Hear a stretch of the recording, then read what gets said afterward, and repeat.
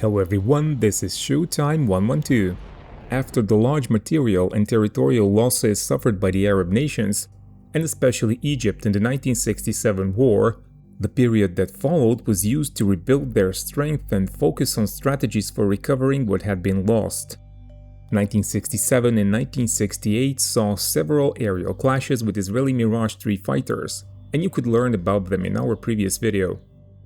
In 1968, President Nasser played the card of allowing the Soviets to deploy their reconnaissance assets to Egypt in exchange for the delivery of 80 MiG-21 PFMs and Sukhoi Su-7 BMKs.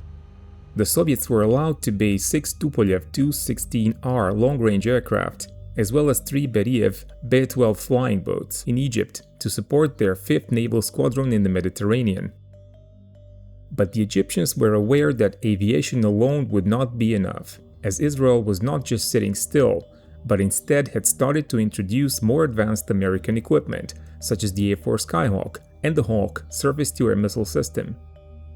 The Egyptians were slowly building their own SAM network, with the first missile walls placed around El Mansoura, Abu Suwair, Faid, and Helwan. This network still faced challenges, such as the lack of IFF equipment which the Soviets were refusing to deliver, and poor coverage at low altitude by the current SA-2 system.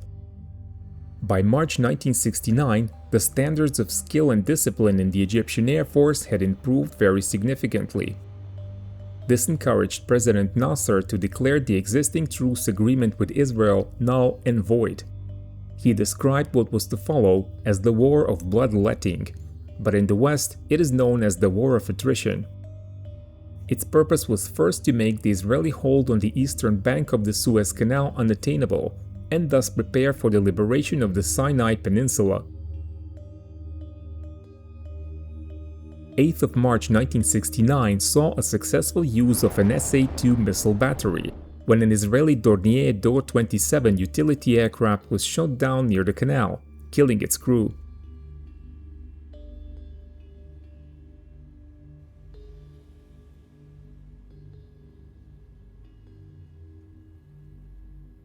That same day, about half an hour after noon, the Egyptian fighter force attempted something similar.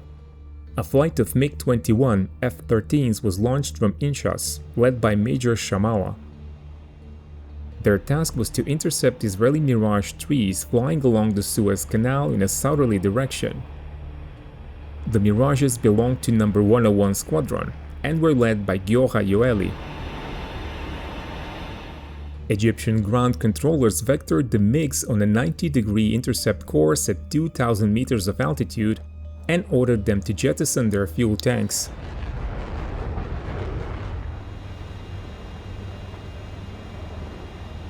Major Shamala made a half roll and got on the tail of the closest pair of Mirages.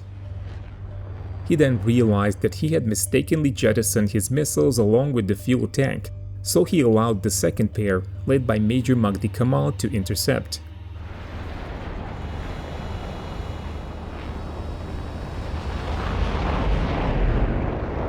Kamal fired both of his R-3S missiles and claimed to have shot down one of the Mirages.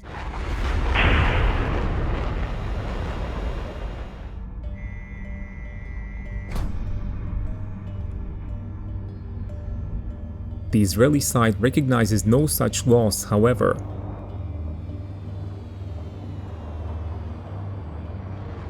The Mirage pilots had by now become aware of the threat and turned towards the MiGs, initiating a dogfight over the Great Bitter Lake. Major Magdi Kamal, who had claimed the Mirage shot down, was now engaged in a scissors fight, but his MiG-21 entered a spin, and he eventually ejected.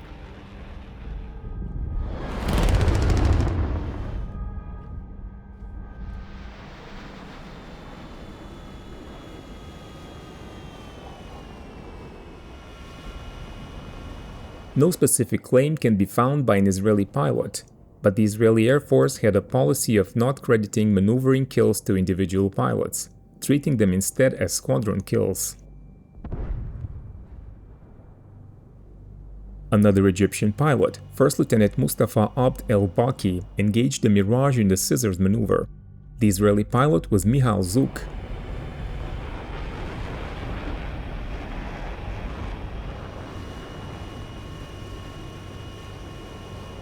As the Mirage flight leader, Giora Yoeli joined the fight against the isolated Egyptian pilot who was now low on speed.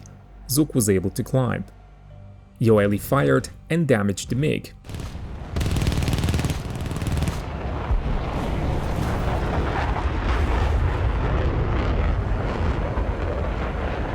But Michal Zuk then dove from above and hit the MiG with his cannons, claiming his first victory.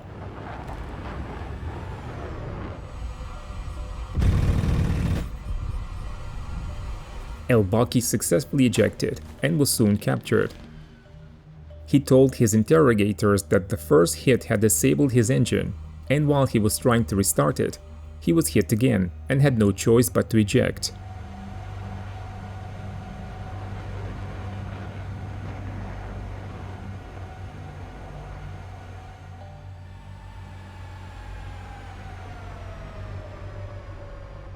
Egypt made sure not to rely on Soviet equipment exclusively and manufactured their own parts and modifications as much as possible. One such modification was the installation of British Vinten F-40 cameras into spent fuel tanks. Those reconnaissance pods could be carried by MiG-21s as well as Sukhoi Su-7s. One purpose for which they were employed was to document Israeli aircraft losses over Sinai. This photograph from 1969 shows the wreckage of a Mirage III, as well as the shadow of the Su-7 taking the picture. Once the Soviets agreed to supply dedicated MiG-21 RF reconnaissance versions, the Egyptians found their cameras disappointing and replaced them with British-made Vintens, achieving excellent results. The next aerial battle occurred on 14th of April 1969. Two Egyptian Su-7s were sent on a recon mission over the Mitla Defile, while two groups of MiG-21s provided fighter cover. One group flew close escort, while the other was flying patrol. Samir Aziz Mihail was in the former group, consisting of 4 MiGs. The Egyptians approached the Suez Canal at very low altitude and then climbed to 5,000 meters, or about 16,400 feet, the MiGs remaining about 3,000 meters behind.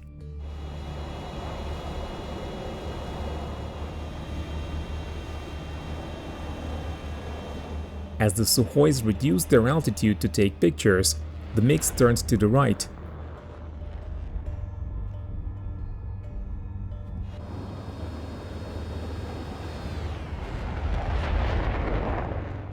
Samir Aziz Mihail recalled hearing the ground controllers warning them about Israeli aircraft coming from Refidim, which was about 40 kilometers behind the Egyptian MiGs.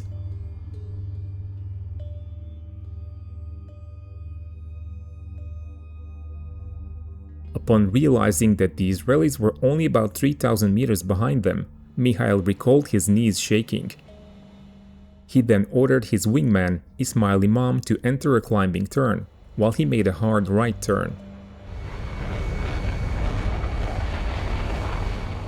At that point, a missile exploded between the two MiGs.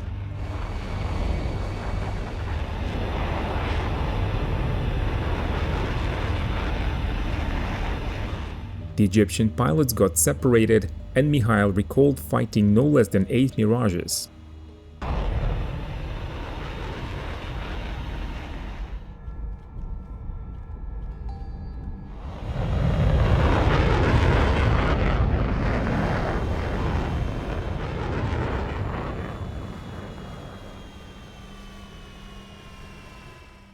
The Israeli description of the engagement is somewhat different.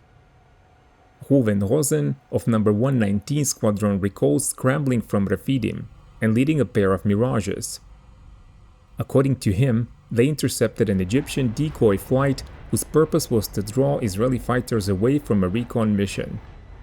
Rosen admitted making plenty of mistakes in that combat. For one thing, he forgot to order their fuel tanks jettisoned before entering the fight.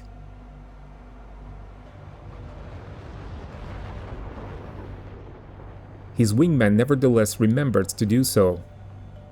Rosen described fighting as a pair against two 4-ship Egyptian formations, quite the opposite of what the Egyptian pilot Mihail described.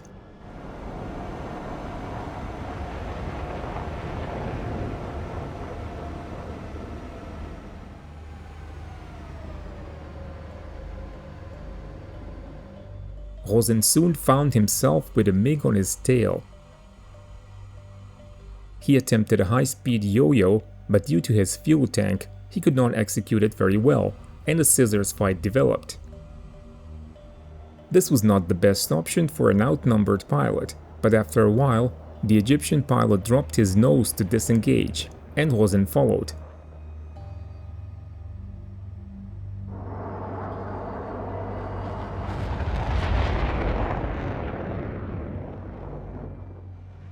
The MiG quickly opened the distance.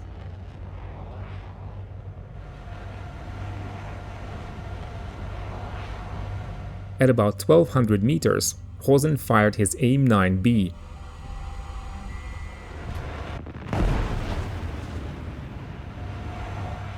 The American weapon eventually exploded, but Rosen was shocked to see the MiG emerge from it with no apparent damage. His wingman was right behind, chasing the same MiG and firing his guns, but with no result. Rosen then saw another MiG going after his wingman and warned him to turn away. The Israeli wingman did so and then reported the first MiG crashing.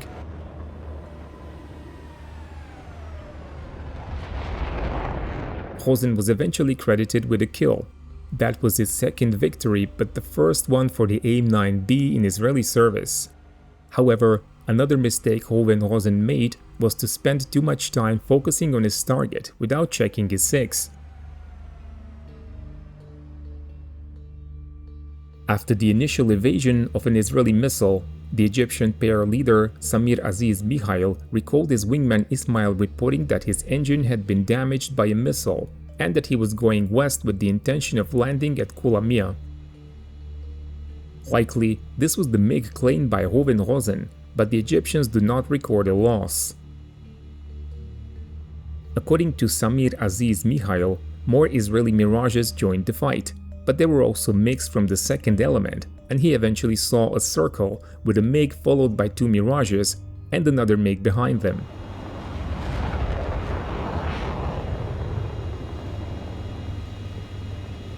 Mihail went after a Mirage, but the Israeli pilot quickly broke, probably expecting a gun attack which Mihail's MiG did not have.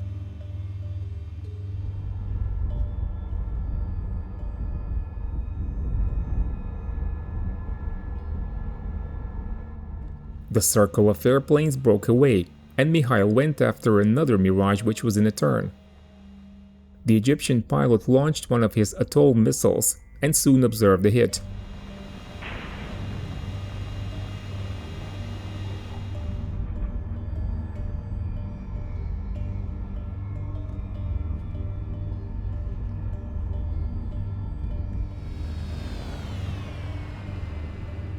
He launched his second missile, which struck again.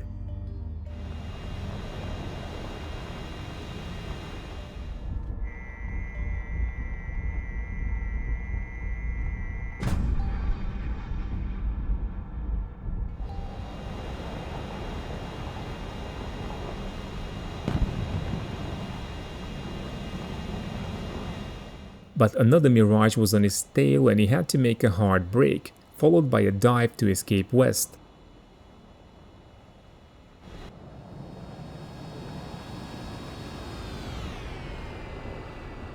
Looking back, Mihail could see a Mirage trailing heavy smoke and retreating towards Sinai. He claimed this as a victory. However, the Mirage in question was likely the one flown by Rosen. Even though his Mirage was hit by over 200 fragments, it still remained controllable. There was a small oil leak, but Rosen still landed back at Rephidim just before the engine overheated. It seems that in this combat, neither of the two claims can be confirmed by corresponding losses by the other side. Instead, it likely resulted in two aircraft being damaged, but the battle also signaled the increased use of air-to-air missiles, whose importance gradually grew during this conflict. Like always, let us know in the comments how you feel about the series on the Arab-Israeli War of Attrition, and keep watching Showtime 112.